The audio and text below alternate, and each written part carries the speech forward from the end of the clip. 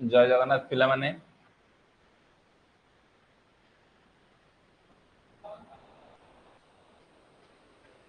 समस्त को ऑडियो आ video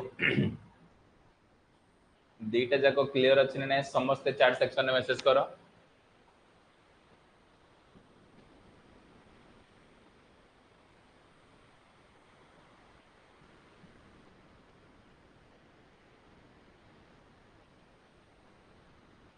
audio आ video दीटा जाक क्लियर बोथ आर क्लियर समस्ते मते चैट सेक्शन में मेसेज सर ऑडियो आ वीडियो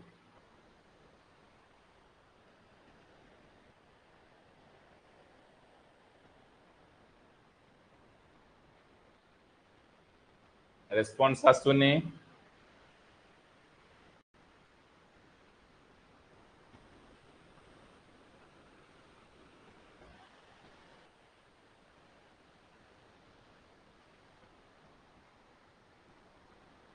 वेरी गुड जय जगन्नाथ पिला माने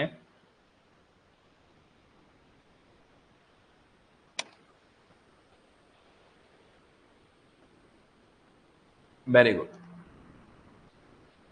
a single phase induction motor केते नंबर क्लास ना एटा 5 नंबर क्लास जो माने क्लास 4 पर्यंत देखिन रेकॉर्डेड सेक्शन ने देखिन क्लास 4 पर्यंत हमें ऑलरेडी कंप्लीट करि सारी आज टॉपिक कोन डिस्कशन करिबा क्लास नंबर 5 रो टॉपिक ना होची कोन ना comparison between single phase and 3 phase induction motor दीटा कैटेगरी रे हमें डिवाइडेड करिचे गोटे सिंगल फेज इंडक्शन मोटर आ गोटे 3 फेज इंडक्शन मोटर कंपैरिजन देखिबा गोटे सिंगल फेज प्रथमे डिस्कशन करिबा कोन ना ए सिंगल फेज इंडक्शन मोटर ए सिंगल फेज इंडक्शन मोटर स्ट्रक्चर टा देखिबा को टिके इजी रुहे single phase induction motor size टिके स्मॉल रुहे ए single phase induction motor rating होची fractional horse power single phase induction motor load टिके लो रुहे सिंगल फेज इंडक्शन मोटर टिके कम स्पेस रिक्वायरमेंट करू सर जेते बेले मो सिंगल फेज इंडक्शन मोटर कथा भाबुची मो माइंड को कोन स्ट्राइक करूची ना single phase induction motor design करबा स्ट्रक्चर टा सारे इजी अछि आउ single phase induction motor size कम आउ सिंगल फेज इंडक्शन मोटर मु जो जगह रे इंस्टॉलेशन करिवे सेठी कम स्पेस दरकार ए single phase induction motor rating टा लेस देन 1 एचपी जाटा को कहबा फ्रैक्शनल हॉर्स पावर वेली आउ सिंगल फेज इंडक्शन मोटर रे लोड फ्लो रो वैल्यू कोन ना टिके लेस था लोड फ्लो रो वैल्यू कोन टिके लेस था तापर कोन कहिला नेक्स्ट पॉइंट ए single phase induction motor starting torque रो वैल्यू 0 थाए single phase induction motor running torque रो वैल्यू नॉर्मल थाए single phase induction motor power factor value low थाए single phase induction motor maintenance cost टिके low थाए single phase induction motor operating cost टिके low थाए आ single phase induction कोन most comprehensive type motor बेल का कमर कम को जाउछ कोन कहिली नेक्स्ट आउ सिंगल फेज इंडक्शन मोटर पांचटा पॉइंट कोन कोन ना सिंगल फेज इंडक्शन मोटर जदी टॉर्क देखिबा सारे स्टार्टिंग टॉर्क को 0 थाए रनिंग टॉर्क को नॉर्मल थाए कोन कोन लो थाए पावर फैक्टर लो थाए मेंटेनेंस कॉस्ट लो थाए आ ऑपरेशन कॉस्ट मध्ये लो थाए एप्लीकेशन कोन कॉम्प्रिहेंसिव रे एप्लीकेशन जतक डोमेस्टिकल पर्पज रे को व्यवहार करा जाय जेते बेले सर मो सिंगल फेज इंडक्शन मोटर पढुची मो माइंड को सब बेले ए 10टा बेसिक पॉइंट मन रहिबा दरकार कोन कोन आउथरे कहूची इजी स्ट्रक्चर रहिबो साइज स्मॉल रहिबो स्पेस रिक्वायरमेंट कम रहिबो लोड लो रहिबो हॉर्स पावर ता फ्रैक्शनल रहिबो स्टार्टिंग टॉर्क 0 रहिबो रनिंग टॉर्क नॉर्मल रहिबो पावर फैक्टर लो रहिबो मेंटेनेंस कॉस्ट लो रहिबो ऑपरेशन कॉस्ट लो रहिबो एप्लीकेशन टा कॉम्प्रिहेंसिव रहिबो आउ डोमेस्टिकल पर्पज रे याको व्यवहार करिबा समस्ते क्लियर है सिंगल फेज इंडक्शन मोटर जो डिफरेंस बिटवीन सिंगल फेज आउ थ्री फेज रो प्रथम पार्ट डिस्कशन कली कौन सिंगल फेज इंडक्शन मोटर समस्ते क्लियर तो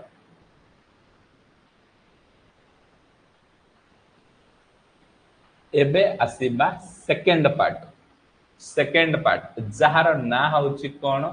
ना थ्री फेज इंडक्शन मोटर यही थ्री फेज इंडक्शन मोटर रे स्ट्रक्चर टा देखिबा को टिके कॉम्प्लेक्स रहिबो three phase induction motor size टा टिके लार्ज रहिबो three phase induction motor horse टा टिके इंटीग्रल रहिबो माने 2 एचपी 3 एचपी एटा को इंटीग्रल बोली कहि single three phase induction motor रे लोड फ्लो टा टिके अधिक रहिबो थ्री फेज इंडक्शन मोटर जो स्पेस रिक्वायर्ड ता टिके अधिक रहिबो पांचटा जिंस कहली कोन कोन सर स्ट्रक्चर टा कॉम्प्लेक्स रहिबो साइज टा लार्ज रहिबो हॉर्स पावर टा इंटीग्रल टाइप होबो लोड फ्लो अधिक होबो आ स्पेस रिक्वायरमेंट मध्ये अधिक तापरे नेक्स्ट पांचटा कोन single three phase induction motor sir starting torque रो वैल्यू हाई रहिबो रनिंग टॉर्क रो वैल्यू हाई रहिबो पावर फैक्टर रो वैल्यू हाई रहिबो मेंटेनेंस कॉस्ट अधिक रहिबो ऑपरेशन कॉस्ट अधिक रहिबो आकु यूज करा जाउची इंडस्ट्रियल पर्पज रे आमे ताको व्यवहार करूची कोन पुनी पांचटा कहली ए थ्री फेज इंडक्शन मोटर रे स्टार्टिंग टॉर्क रो वैल्यू हाई अछि रनिंग टॉर्क रो वैल्यू हाई अछि पावर फैक्टर रो वैल्यू हाई अछि कोन high starting torque running torque आ पावर फैक्टर रो वैल्यू हाई अछि आ कोन अधिक अछि मेंटेनेंस कॉस्ट मोर अछि ऑपरेशन कॉस्ट मोर अछि एप्लीकेशन कोठी जेतक इंडस्ट्रियल एप्लीकेशन ने को मोटर को हमें साधारणतः प्रिफर करिथाउ ना थ्री फेज इंडक्शन मोटर को प्रिफर करिथाउ की पॉइंट्स कोन रिमेंबर सब बेले तमन को एग्जाम रे को क्वेश्चन को निहाती भाबरे की पॉइंट्स मन रखिबा दरकार ना single phase induction motor not self start किंतु three phase induction motor self start motor बोली कहू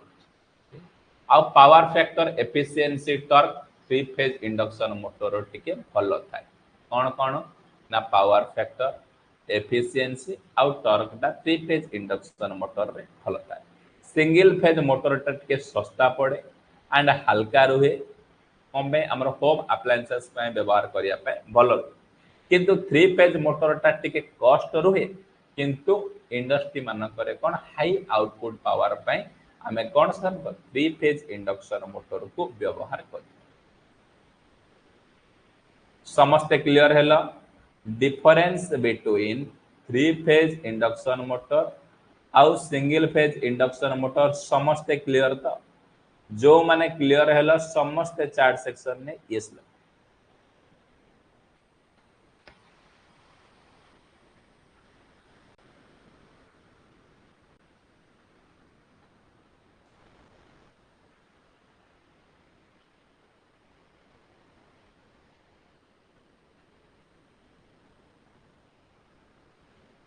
very good next important topic discussion करिबा जहार ना होची कोन production of rotating magnetic field in a single phase induction motor गोटे single phase induction motor रे जो रोटेटिंग मैग्नेटिक फील्ड प्रोड्यूस होची केमिति प्रोड्यूस होची सेटा को हमरे डिस्कशन प्रथम पॉइंट कोन कहला a single phase induction motor is not self starting first रो कोन सिखिलो गोटे single phase induction motor self starting नुह कारण because a single phase AC supply produce an alternating field not a rotating one आमे जानिचे जो जगह रे सिंगल फेज एसी सप्लाई दिया जाउची सेही जगह रे अल्टरनेटिंग मैग्नेटिक फील्ड प्रोड्यूस होची किंतु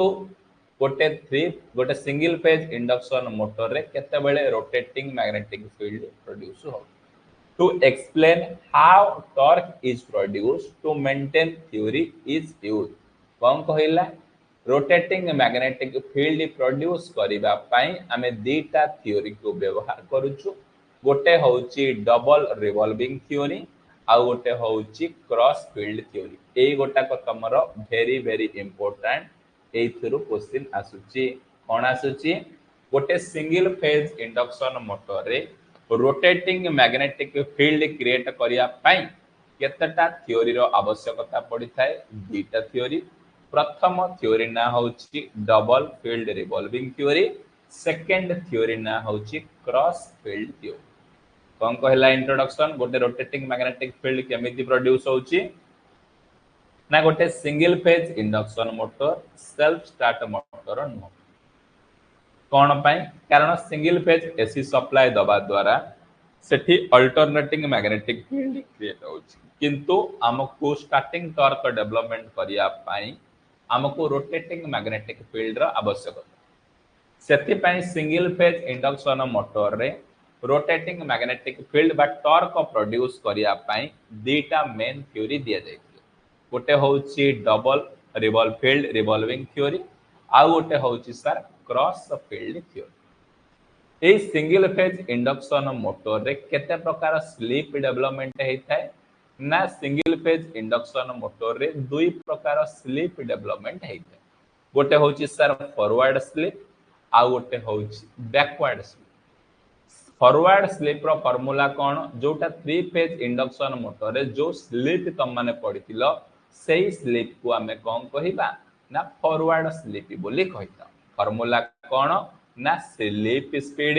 डिवाइडेड बाय सिंक्रोनस स्पीड को हमें साधारणतः कोन कहिताउ ना forward slip ns minus nr divided by ns को हमें साधारणतः फॉरवर्ड स्लिप कहता आउ बैकवर्ड स्लिप रो फार्मूला कोन 2 minus forward slip 2 minus forward slip तामाने forward slip plus backward slip is equal to 2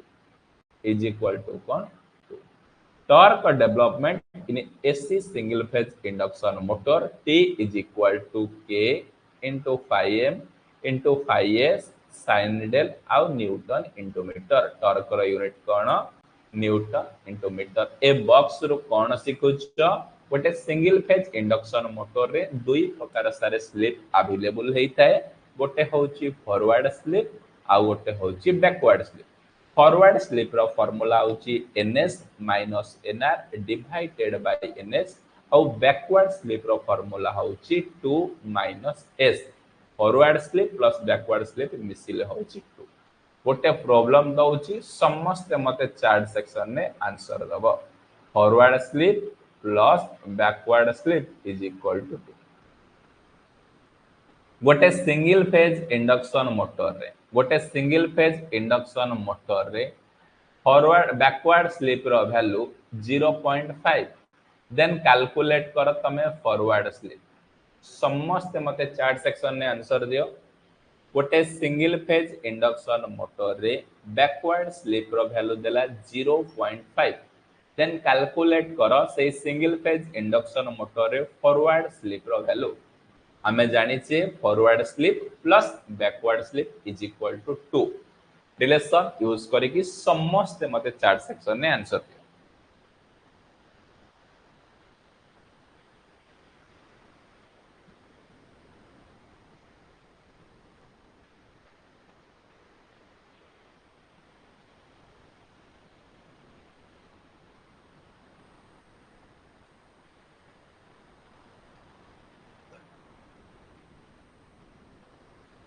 केही करि पारलनि आंसर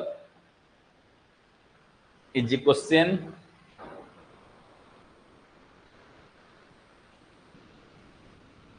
अरे भाई forward slip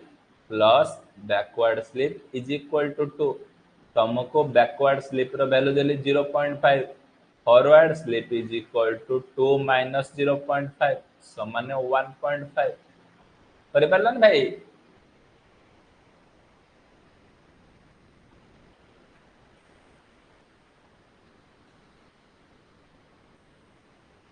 well and done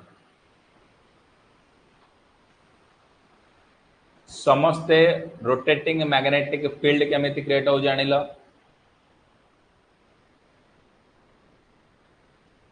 देख कोन कहिला गोटे सिंगल फेज इंडक्शन मोटर रे गोटे सिंगल फेज इंडक्शन मोटर रे बैकवर्ड स्लिप रो वैल्यू देला 0.5 पचारिछि फॉरवर्ड स्लिप रो वैल्यू केते आमे जानिछे गोटे सिंगल फेज इंडक्शन मोटर रे forward slip plus backward slip is equal to 2 एटा होची फार्मूला तुमको बैकवर्ड स्लिप रो वैल्यू देछि 0.5 ता माने forward slip is equal to 2 minus 0.5 समान 1.5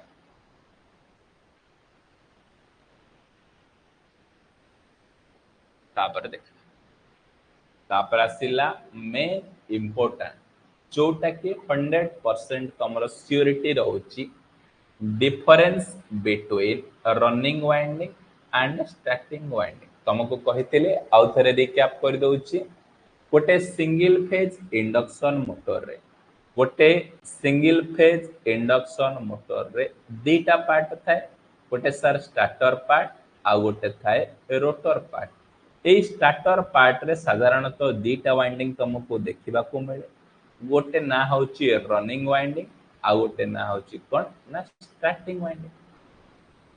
एबे डिस्कशन करबा कोन ना रनिंग वाइंडिंग ऊपर को वाइंडिंग ऊपर डिस्कशन करबा ना रनिंग वाइंडिंग ऊपर this type of winding also called main winding जे पचारिबो गोटे single phase induction motor running winding रो अदर ना cone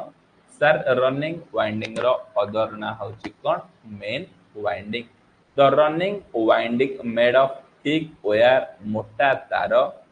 and resistance is low resistance रो वैल्यू कोन थाए ना लो थाए आउ रिएक्ट इंडक्टेंस रो वैल्यू कोन हाई थाए नंबर ऑफ टर्न केते थाए ना मोर थाए आउ centrifugal switch is not connected centrifugal switch कोन ना कनेक्टेड है कोन कहली ना रनिंग वाइंडिंग विषय सर मु जानिया को चाहूँ गोटे single phase induction motor sir मु रनिंग वाइंडिंग विषय जानिया को चाहूँ ये रनिंग वाइंडिंग कहले मो माइंड को कौन स्ट्राइक करिवो सर रनिंग वाइंडिंग रो अदर ना होची मेन वाइंडिंग ये रनिंग वाइंडिंग ता तयारी हेची थिक वायर मोटा तार and more number of a thick wire हेले लेस नंबर ऑफ टर्न भला एटा चेंज करिवो मोटा तार हेले कोन less number of turn of book रे टिके मिस्टेक कर देइची थिक वायर माने less number of turn property कोन लो रेजिस्टेंस देखो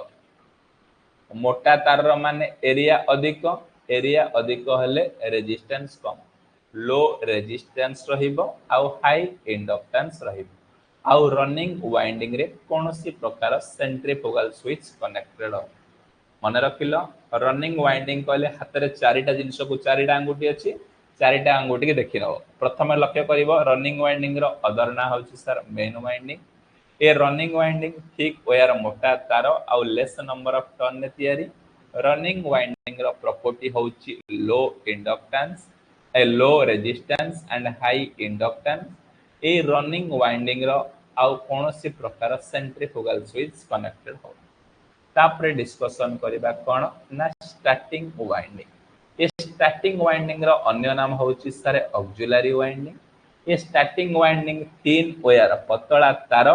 आउ कोन मोर नंबर ऑफ टर्न एठी लेस लिखा जाय छी करेक्शन करबो कोन ना मोर number of turn A starting winding रे हमर सेंट्रीफ्यूगल स्विच कनेक्टेड हो रहउची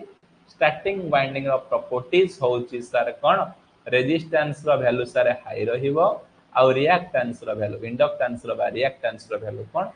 ना लो रहिबो कोन कहिली ना सर स्टार्टिंग वाइंडिंग विषय रो कहि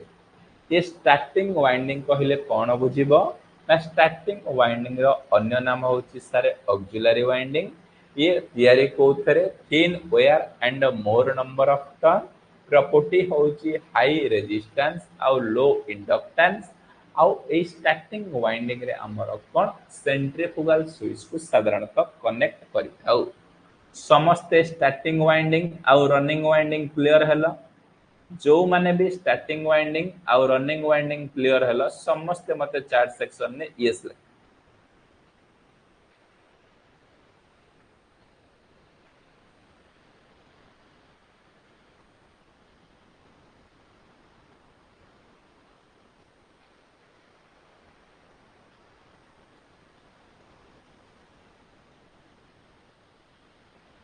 वेरी गुड। एबे किछि क्वेश्चन डिस्कशन करिबा समस्त मते से क्वेश्चन नो आंसर चैट सेक्शन ने फटाफट प्रोवाइडेड कर। क्वेश्चन नंबर 26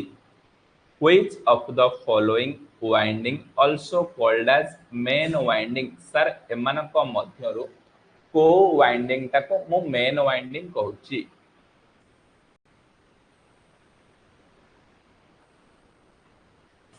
एक्सीलेंट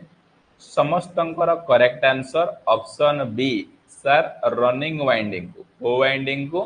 ना रनिंग वाइंडिंग को मु साधारणतः कोन ना मेन वाइंडिंग बोली को। Question number 27 the starting winding is made of starting winding टा कोथरे तयारी हुए।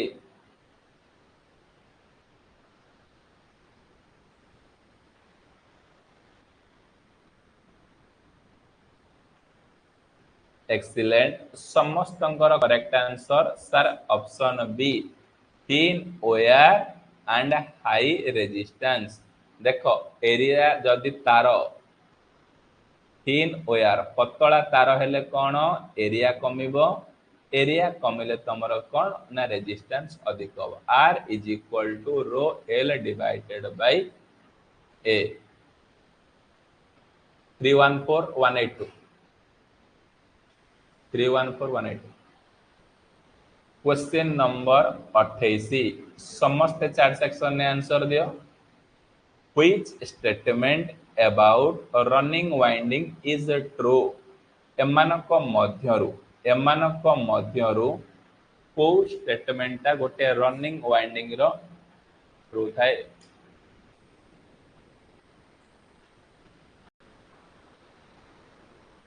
एक्सीलेंट समस्तंकर correct answer sir option B high has low resistance रुहे आउ हाई इंडक्टेंस रुहे। गोटे रनिंग वाइंडिंग रो एमानक मध्यरु को स्टेटमेंट ता ट्रू रहिता है high inductance and low resistance. Question number 29 in single phase induction motor the centrifugal switch is connected. गोटे centrifugal switch ता गोटे सिंगल फेज इंडक्शन मोटर रे को वाइंडिंग रे लागे। एक्सीलेंट समस्तंकर correct answer sir option B starting winding रे लागी थाए। को वाइंडिंग रे सेंट्रीफ्यूगल स्विच लागी थाए ना सर स्टार्टिंग वाइंडिंग रे सेंट्रीफ्यूगल स्विच लागी थाए।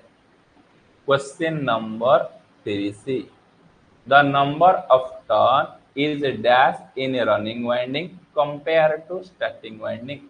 सर हमें कंपैरिजन करिबा हम पाखरे दीटा वाइंडिंग अछि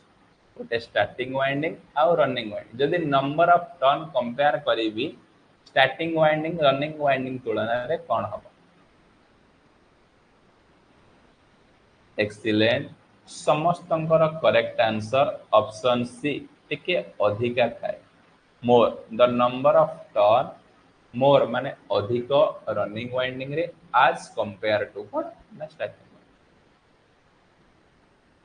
एबे नेक्स्ट इंपोर्टेंट टाइप डिस्कशन करिबा ना कैपेसिटर टाइप। नेक्स्ट कोन ना कैपेसिटर टाइप कारण आमे पढिथिले कोन ना कैपेसिटर मोटर। ए कैपेसिटर मोटर को आमे तीन भाग रे विभक्त करिथिले गोटे होची कैपेसिटर स्टार्ट इंडक्शन रन आ कैपेसिटर इंडक्शन गोटे कैपेसिटर स्टार्ट मोटर गोटे कैपेसिटर रन मोटर आ capacitor start and run motor को हमें डिस्कशन करथिल। मु तुमको से कैपेसिटर स्टार्ट मोटर रे को कैपेसिटर आ कैपेसिटर रन मोटर रे मध्ये को कैपेसिटर लथिला मु तुमको कहि नथिली। मु कहिथिली कैपेसिटर मु सेपरेट सेशन ने तुमको पढी। एक कैपेसिटर जो सिंगल फेज इंडक्शन मोटर रे हमें केते प्रकार कैपेसिटर को व्यवहार करिथाउ सर दुई प्रकार कैपेसिटर को हमें सिंगल फेज इंडक्शन मोटर रे व्यवहार करिथाउ। गोटे होची रनिंग कैपेसिटर जहा को रिप्रेजेंटेड करा जाउची सीआर द्वारा आ गोटे होची स्टार्टिंग कैपेसिटर जहा को रिप्रेजेंटेड करा जाउची सीएस द्वारा। तेबे हेले सिंगल फेज इंडक्शन मोटर रे केते प्रकार कैपेसिटर व्यवहार करा जाउची ना सिंगल फेज इंडक्शन मोटर रे दुई प्रकार कैपेसिटर को आमे व्यवहार करिताउ गोटे सार होची रनिंग कैपेसिटर आ गोटे सार होची कोन स्टार्टिंग कैपेसिटर ए रनिंग कैपेसिटर को सी आर द्वारा रिप्रेजेंट करिताउ स्टार्टिंग कैपेसिटर को सी एस द्वारा रिप्रेजेंट करिताउ प्रथमे डिस्कशन करिबा रनिंग कैपेसिटर फर्स्ट पॉइंट कौन कहूची this capacitor is connected series with the running winding centrifugal switch is not used in कौन कहिला ए रनिंग कैपेसिटर को केमिति कनेक्शन करा जाउची सर रनिंग कैपेसिटर को सीरीज कनेक्शन करा जाउची को वाइंडिंग रे ना रनिंग वाइंडिंग रे रनिंग कैपेसिटर को सीरीज कनेक्शन करा जाउची एथिरे कोनोसी प्रकार सेंट्रीफ्यूगल स्विच को कनेक्टेड करा जाउ नाही ए रनिंग कैपेसिटर रो वैल्यू केते ना अप्रोक्सीमेटली 40 माइक्रोफैराड ए रनिंग कैपेसिटर रो साइज केते ना बहुत लार्ज साइज रो हमको कोन देखिबा को मिलुची ए रनिंग कैपेसिटर रो ना कोन ना oil field paper type oil field paper type होची रनिंग कैपेसिटर ना एहा यूज करा जाउची कंटीन्यूअस ड्यूटी साइकिल पई पचारिबो कंटीन्यूअस ड्यूटी साइकिल पई हमें साधारणतः को कैपेसिटर को प्रिफर करिथाउ ना कंटीन्यूअस ड्यूटी साइकिल पई सर रनिंग कैपेसिटर को प्रेफर करिथाउ ये रनिंग कैपेसिटर ना कोन ना ऑयल फील्ड पेपर टाइप होची रनिंग कैपेसिटर ना यार वैल्यू केते यार लार्ज साइज रे अवेलेबल जहार रेंज होची 40 माइक्रोफैराड ये केमिति कनेक्टेड करा जाउची ना सर्किट रे सीरीज कनेक्शन करा जाउची कहा संगरे ना रनिंग वाइंडिंग संगरे एथिरे कोनोसी प्रकार सेंट्रीफ्यूगल स्विच सा दाढरे लागू नाही तापर आसिला कोन स्टार्टिंग कैपेसिटर ए स्टार्टिंग कैपेसिटर सारे सीरीज रे लागुची कहा संगरे ना रनिंग वाइंडिंग संगरे सीरीज रे लागुची ए स्टार्टिंग वाइंडिंग संगरे सीरीज रे लागुची एथिरे सेंट्रीफ्यूगल स्विच हमें साधारणतः कनेक्ट करिता या वैल्यू साधारणतः स्मॉल साइज रे हमको देखिबा को मिलता है जहार रेंज होची 250 माइक्रोफैराड रु 300 माइक्रोफैराड ए इलेक्ट्रोलाइट टाइप कैपेसिटर को रनिंग स्टार्टिंग कैपेसिटर हिसाब रे हमें व्यवहार करिताओ यार ड्यूटी साइकिल होची शॉर्ट ड्यूटी साइकिल कोन कहिली मु स्टार्टिंग कैपेसिटर विषय जानिबा को चाहूँ ए स्टार्टिंग कैपेसिटर मु कोन जानिछि ना स्टार्टिंग कैपेसिटर को सारे सी एस द्वारा रिप्रेजेंटेड करा जाय थाए यार वैल्यू बहुत कम साइज अछि जहा कि 250 माइक्रोफैराड रु 300 माइक्रोफैराड भितरे यार ना होची स्टार्टिंग कैपेसिटर ना इलेक्ट्रोलाइटिक कैपेसिटर यह यूज करा जाउची शॉर्ट ड्यूटी साइकिल पई या सर्किट रे हमें कनेक्टेड करूछु सीरीज संगरे एवं या सहित आम गोटे सेंट्रीफ्यूगल स्विच को आम व्यवहार करिताउ नोट पॉइंट कौन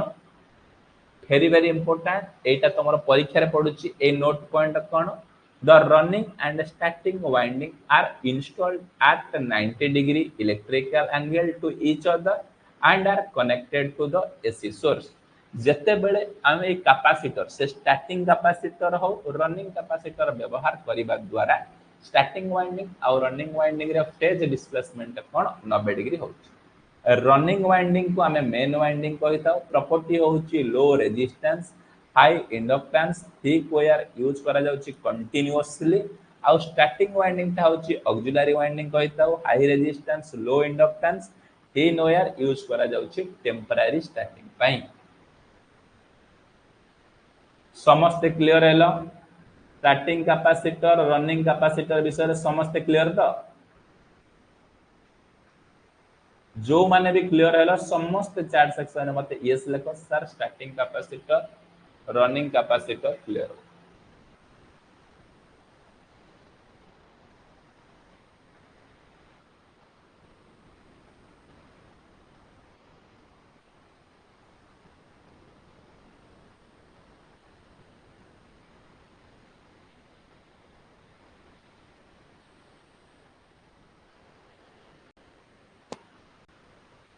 वेरी गुड एथर देखिया क्वेश्चन डिस्कशन करबा कहार केते कांसेप्ट अछि question number 31 the running and starting winding in a single phase motor are placed as dash degree electrical गोटे सिंगल फेज मोटर रो स्टार्टिंग वाइंडिंग और रनिंग वाइंडिंग रे केते डिग्री फेज डिस्प्लेसमेंट रो एक्सीलेंट समस्तंकर correct answer well done option C 90 degree रोज केते degree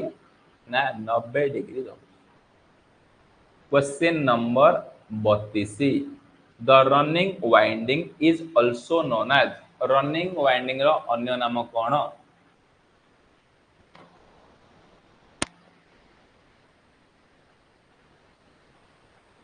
excellent समस्तंकर करेक्ट आंसर ऑप्शन सी तार रनिंग वाइंडिंग रो अन्य नाम होछि कोन ना main winding question number 33 the starting winding is made of the starting winding is made of excellent समस्तंकर correct answer option B thin wire high resistance question number 34 which type of capacitor is used for continuous duty operation continuous operation ପାଇଁ କୋଉ capacitor को ଆମେ ବ୍ୟବହାର କରୁଛୁ excellent ସମସ୍ତଙ୍କର correct answer option B तार paper type capacitor को आमे प्रिफर करिथाउ question number 35 which of the following has highest capacitance value एमानक मध्यरु को कैपेसिटर रो कैपेसिटेंस वैल्यू हाईएस्ट थाए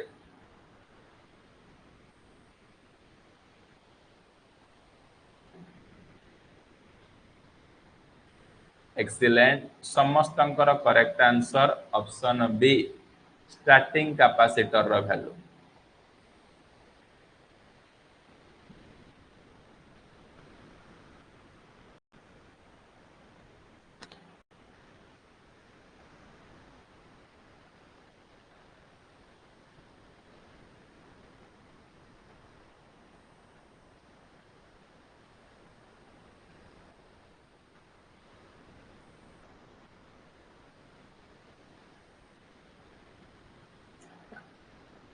तापर next important single phase induction motor रो आउ गोटे मोटर ऊपर डिस्कशन करिबा जहार ना होछि कोन ना shaded pole type motor next important motor गोटे डिस्कशन करिबी जहार ना होछि कोन ना shaded pole type motor first point कोन the running winding and starting winding are placed at 90 degree electrical on each other कौन कहिला गोटे सार स्टैंडर्ड पोल इंडक्शन मोटर रे गोटे स्टैंडर्ड पोल इंडक्शन मोटर रे स्टार्टिंग वाइंडिंग आउ रनिंग वाइंडिंग भितर केते डिग्री फेज डिस्प्लेसमेंट रहउची ना 90 डिग्री फेज डिस्प्लेसमेंट रहउची both are connected to AC supply to produce rotating magnetic field पचारिबो कोन गोटे सैडेड पोल इंडक्शन मोटर रे एसी सप्लाई दबारु को मैग्नेटिक फील्ड क्रिएट होउची ना रोटेटिंग मैग्नेटिक फील्ड आउ कंस्ट्रक्शन कोन ना गोटे shaded pole induction motor तीनोटी part थाए गोटे होउची स्टार्टर पार्ट आ गोटे होउची रोटर पार्ट आ गोटे होउची मेन वाइंडिंग गोटे सैडेड पोल मोटर केतेटा पार्ट थाए ना तीनटा पार्ट कंस्ट्रक्शन गोटे स्टार्टर गोटे रोटर आ गोटे होउची main winding shaded pole induction motor रो प्रथम स्लाइड रे मु कोन शिक्षा को पाइली ना shaded pole induction motor row first slide रो मु एया शिक्षा को पाइली ना गोटे सैडेड पोल इंडक्शन मोटर रे स्टार्टिंग वाइंडिंग और रनिंग वाइंडिंग भितर फेज डिस्प्लेसमेंट 90 डिग्री रुहे जेते बेले स्टार्टिंग वाइंडिंग को both are connected AC supply देई थाउ गोटे सैडेड पोल इंडक्शन मोटर को जेते एसी सप्लाई देई थाउ से रोटेटिंग मैग्नेटिक फील्ड क्रिएट होता है। कंस्ट्रक्शन कौन ना स्टैंडर्ड पोल इंडक्शन मोटर तीनटा कंस्ट्रक्शन तीनटा पार्ट मेन पार्ट रुहे गोटे स्टार्टर आ गोटे रोटर आ गोटे होची मेन प्रथमे डिस्कशन करिबा स्टैंडर्ड पोल मोटर रो प्रथम पार्ट कंस्ट्रक्शन जहार ना होची स्टार्टर। ए स्टार्टर टा को भलिया ना स्टार्टर टा सारे salient pole type. Starter nature कौन ना salient pole type. Each pole containing standing coil of copper ring or loop one part of the pole sir pole रो गोटे पार्ट रे standing coil हेता divided into two part starter टा कौन the part रे divided हेता गोटे shaded part आ गोटे unshaded part बा गोटे standing coil गोटे without shaded स्टार्टर पार्ट गोटे सैडेड पोल मोटर रो स्टार्टर पार्ट टा को टाइप रो ना सालिएंट पोल टाइप रो। इस स्टार्टर पार्ट रे ईच पोल प्रत्येक पोल रे हमर सैडिंग कॉइल प्रेजेंट रहिता है जाकू प्रत्येक कॉइल पार्ट को दी भाग रे विभक्त करिथाउ गोटे सैडेड पोल पार्ट बा सैडिंग कॉइल पार्ट आ गोटे अनसैडेड पार्ट। तापर आसीला रोटर ए सैडेड पोल मोटर रे जो रोटर व्यवहार करा जाउची को टाइप रो रोटर ना स्क्वारियल केज टाइप रोटर हमें सैडेड पोल इंडक्शन मोटर रे व्यवहार करिथाउ। ये सिमिलर कोन ना सिंगल फेज इंडक्शन मोटर जेमति स्प्लिट फेज बोलेया ये सिमिलर। तापर आसीला main winding wound on a starter pole are connected directly con single phase supply कौन कहिला मेन वाइंडिंग रे स्टार्टर पोल रे हमें wound करिथाउ सिंगल फेज सप्लाई तापर आसीला कोन वर्किंग प्रिंसिपल गोटे सैडेड पोल मोटर टा को फलिया भाबरे काम करता है। प्रथम पॉइंट कोन कहिला ना when AC supply is given alternating flux is produced in the starter जेते बेले आमे स्टार्टर को AC सप्लाई दउचे सेते बेले से स्टार्टर रे अल्टरनेटिंग फ्लक्स प्रोड्यूस होची। Second point the standing coil delay the phase magnetic flux in the shaded part on the pole magnetic flux ता सैडेड पार्ट रे क्रिएट हेता है। थर्ड नंबर कोन this phase difference create weak rotating magnetic field से phase difference कारणरू shaded pole ले हमर कोन weak rotating magnetic field create होता है। The rotor start rotating in the direction of अनसैडेड part to shaded part गोटे shaded pole motor केमिति rotation करिथाय अनसैडेड पार्ट रो सैडेड पार्ट जाय कोन ना रोटेशन करिथाय। मन रखिलो working principle of shaded pole motor गोटे सैडेड पोल मोटर रे एसी सप्लाई स्टार्टर को दबा द्वारा अल्टरनेटिंग मैग्नेटिक फ्लक्स क्रिएट होउची आ सैडिंग कॉइल डिले हबा द्वारा फेज मैग्नेटिक फ्लक्स क्रिएट होउची। फेज डिफरेंस टिके वीक मैग्नेटिक फील्ड जो क्रिएट होउची आ रोटेशन करूची अनसैडेड पार्ट रो सैडेड पार्ट। तापर आसीला एडवांटेजेस गोटे सैडेड पोल मोटर रो कोन एडवांटेजेस पॉइंट थाए सर सिंपल कंस्ट्रक्शन थाए आउ वेरी लो कॉस्ट थाए रिलायबल थाए नॉइजलेस ऑपरेशन करू थाए कोनोसी प्रकार सेंट्रीफ्यूगल स्विच एथरे आवश्यकता नै कि कोनोसी प्रकार कैपेसिटर मध्ये एथरे आवश्यकता नै। दिस एडवांटेजेस कोन सर स्टार्टिंग टॉर्क लो एटा बारंबार तमरो एग्जाम रे आसुची आउ एटा मध्ये आसुची बारंबार एफिशिएंसी कोन लो पचारछि को सिंगल फेज मोटर एमिति अछि जहार एफिशिएंसी रो वैल्यू लो थाए आउ स्टार्टिंग टॉर्क रो वैल्यू मध्ये low not suitable for heavy load fixed direction on rotation केवल पर्टिकुलर गोटे स्पेसिफिक डायरेक्शन से रोटेशन करिथाय। एप्लीकेशन कोन को जगह रे हमें ताको यूज करूचे सैडेड पोल मोटर को सर प्रथमे हम व्यवहार करछु small table fan hair dryer toys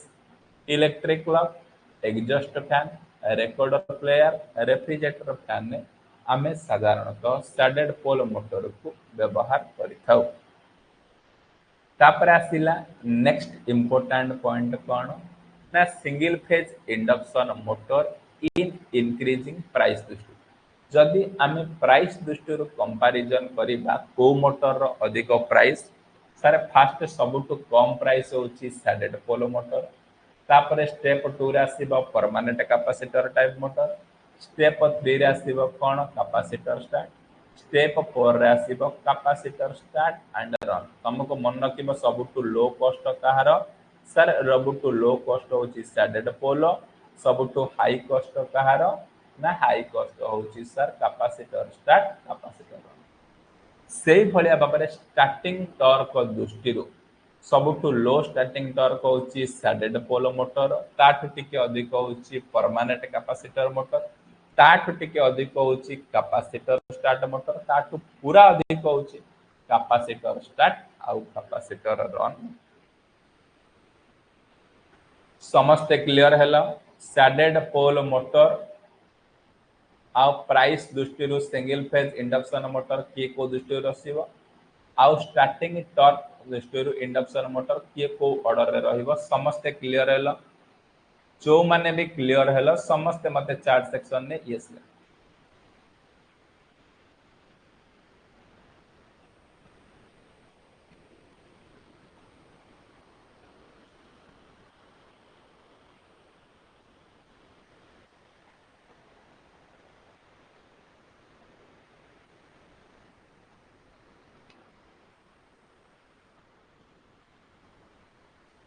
एबे क्वेश्चन डिस्कशन करिबा समस्त चार्ट सेक्शन ने आंसर दियो question number 36 which type of rotor used in shaded pole motor sir shaded pole motor रे को टाइप रो रोटर को हमें व्यवहार करिताउ एक्सीलेंट समस्तंकर correct answer option B sir shaded pole motor रे हमें स्क्वारियल केज रोटर व्यवहार करिताउ Question number 37. The direction of rotation of a standard pole motor.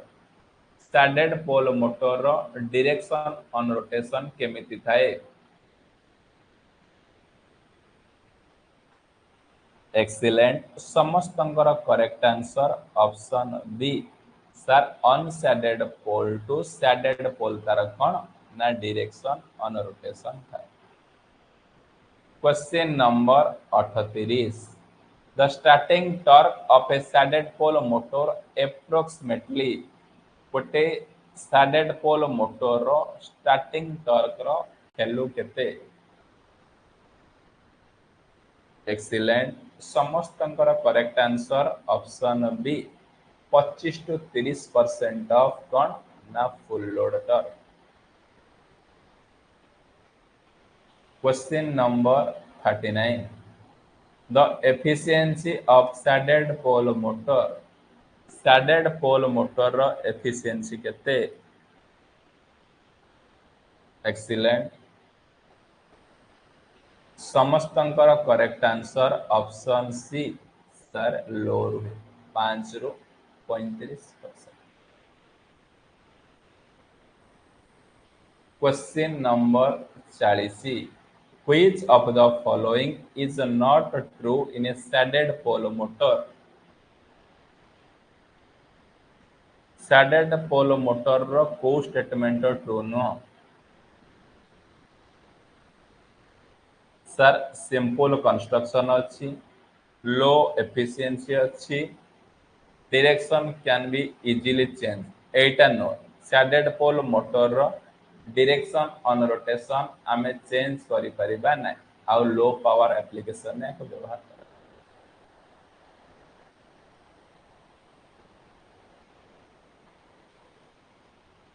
आजिरो class टा को एठी एंड करिबा shaded pole induction motor direction on rotation से आज क्लास टा को एट एंड करिबा नेक्स्ट क्लास रे डिस्कशन करिबा कोन ना आउ रिमेनिंग टॉपिक अछि एगोरा जो रहिला रिमेनिंग टॉपिक को डिस्कशन देखो तुमको कहितिले तमे रिवीजन केमिति करिवो देखो छी गोटे स्लाइड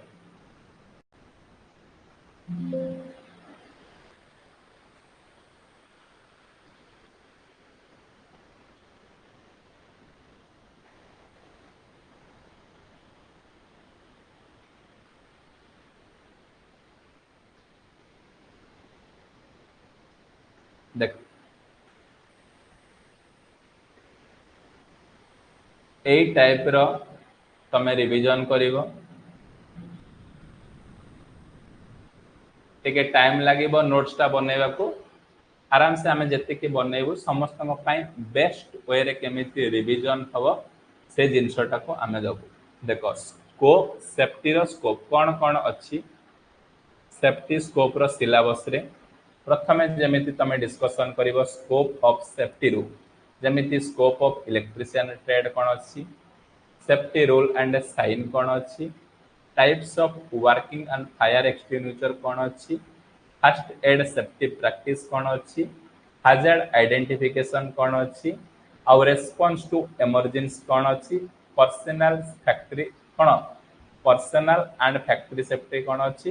तापरे एमसीक्यू प्रथमे सेफ्टी जो चैप्टर टा ऑक्युपेशनल सेफ्टी एंड हेल्थ अछि एथिरे मते प्रथम माइंड रे क्लैरिटी रहिबा दरकार मु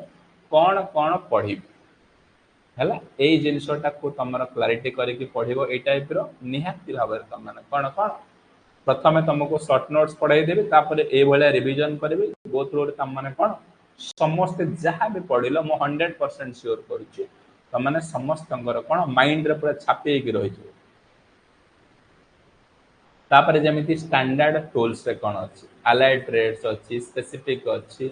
introduction to national electricity code 2011 मसिया जोटर कि एटा मोस्ट तम मानक पय इंपोर्टेंट अछि ए टाइप रो नेक्स्ट कोन फंडामेंटल ऑफ इलेक्ट्रिसिटी रो कोन पडिबो definition units conductor effect of electric current insulator ए टाइप रो कोन समस्त को इंडिया पढेले मन रहबनी